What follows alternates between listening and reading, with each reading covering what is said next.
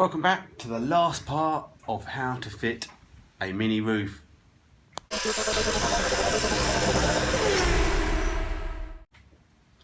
I keep saying that, how to fit a mini roof, it's how I've done it. So yeah, we just got to do the spot welding now. Should be a simple task, shouldn't it? What we've got to do first is modify the spot welding arms to actually be able to get into the gutter.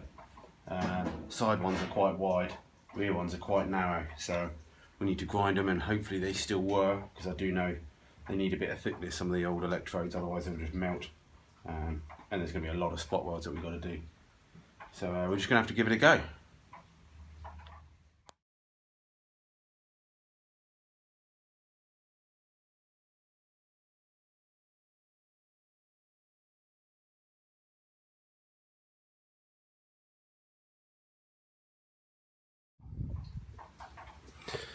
Okay, I've tweaked the ends a little bit to give me clearance. I'm not too sure how they're going to work, whether they melt or not, because they've got a bit thinner.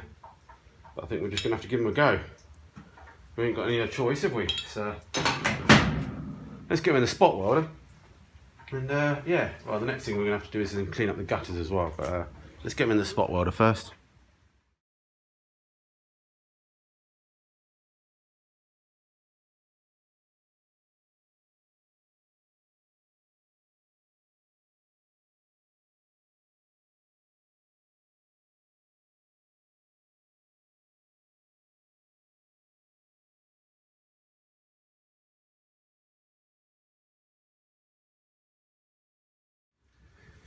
Okay, spot welding arm's done. I need to try and clean up, which I should have done before, but I never got around to it. But the underside of this now, I've done some of it. I did have a wire wheel, but I've lent it to Jimbo. I think I've got a spare somewhere if I can find it, but I'm going to use one of these like sponge things. They're like, I don't know what they are, like lava rock type rubbish type stuff. So they're great for just taking off just paint. I'll just show you here.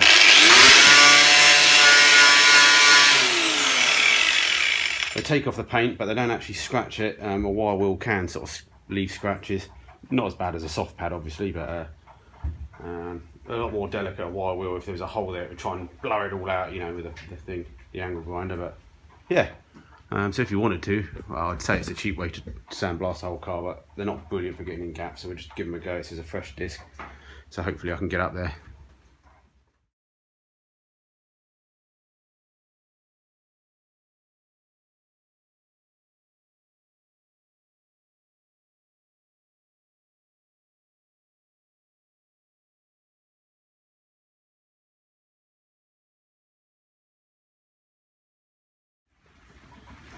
Okay, that's cleaned up. Did a quick test with the spot welder, looks like it's going to do. So basically, yeah, so what I'm going to do is, I think I'm going to start, get some spot welds at the corners and in the middle, and then we just slowly start filling the gaps, half and half, half and half, and half and half. Then once we get about 3 inches away, I think it'll be just a case of bang, bang, bang, bang, all the way around. I think as close as I can, as many as I can get in there while still not getting too knackered holding the roof down. So yeah, let's give it a go. Maybe find a clamp, get it 1 or 2, but I think once the spot welder's getting there, it's doing its job.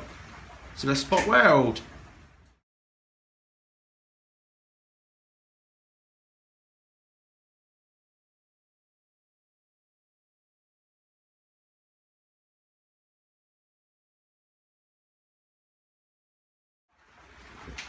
Okay, got half a dozen or so around there.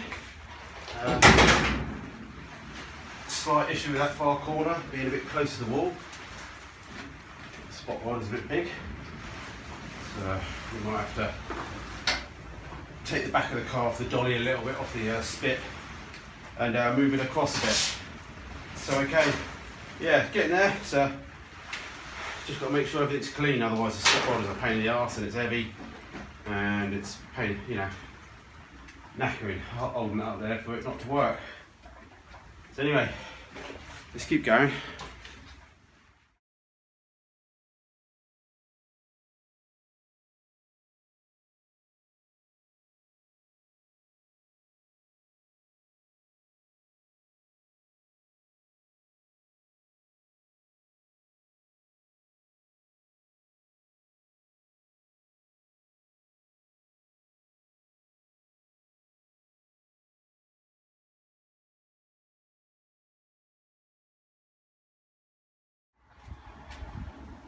Okay, getting there, just slowly.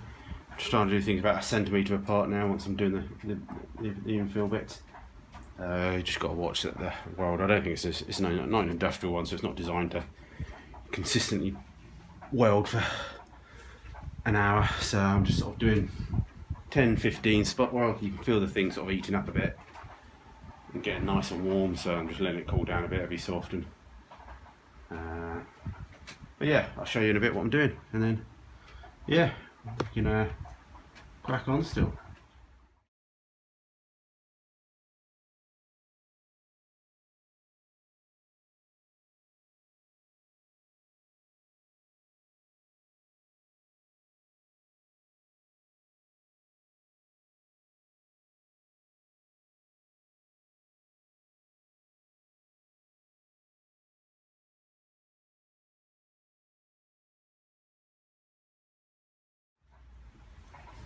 Alright, fancy cheering myself up, so I'm going to put a drip rail on.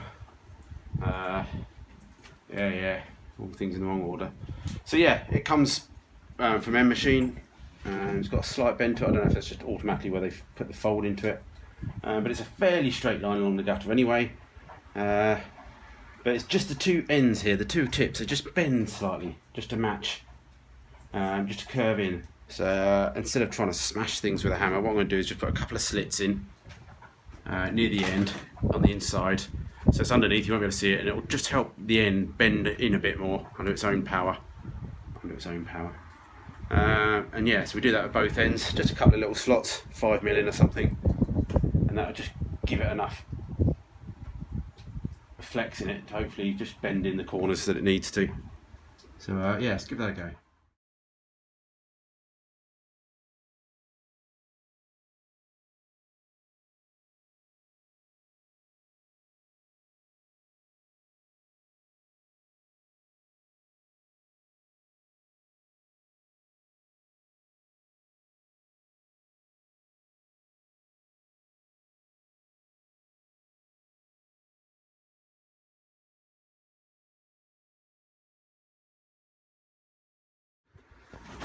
Okay, drip rail on. That obviously, when it overflows the gutter for some reason, the drips just completely fall away from you and you don't get wet getting in and out of the car. Anyway, got a couple more spot welds to do.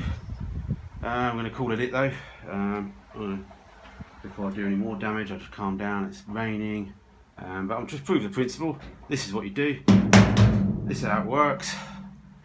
Go ahead and weld your own roof on. As I said, just watch the spot welder on the very narrow edges. You'll end up denting it, and you don't want to be doing that. That's just a pain in the arse and more filler that you've got to put on the car now.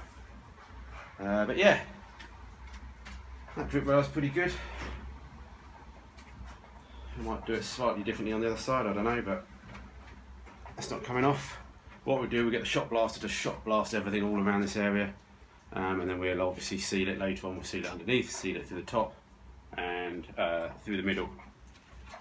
But obviously, yeah, you don't have to put the drip rail on if you don't have a Mark 1, 2-ish car. Maybe even Mark 3s have them. So yeah, all good. So yeah, that's the end of the tutorial, I think, or how I did it. Just got to get the thing painted now. Oh, one last thing was the gutters.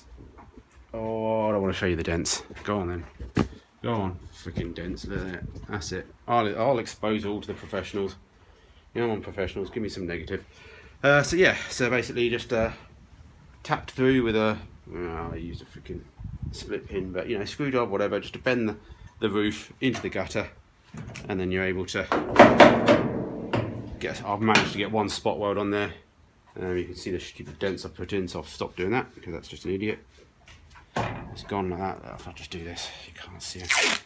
There you go. That's better. So yeah, I'm just a man in the shed. A spider there. I can carry that size spider. So anyway, I'm going to go in, watch the Grand Prix, and yeah, till the next day. So if you want to see me finishing the rest of the videos, just catch up with me if you don't watch all the other channels, all the other videos that I do. Obviously if you've just watched the 4-part how to fit a roof. I think I don't need to explain anything more. In there, you know, the roof inside got nothing to do. It's all done on the Mark 1. Yeah, so as I said, catch me later to do the sealant. That's the key thing. Is that obviously not that mini roof leak that was that good anyway.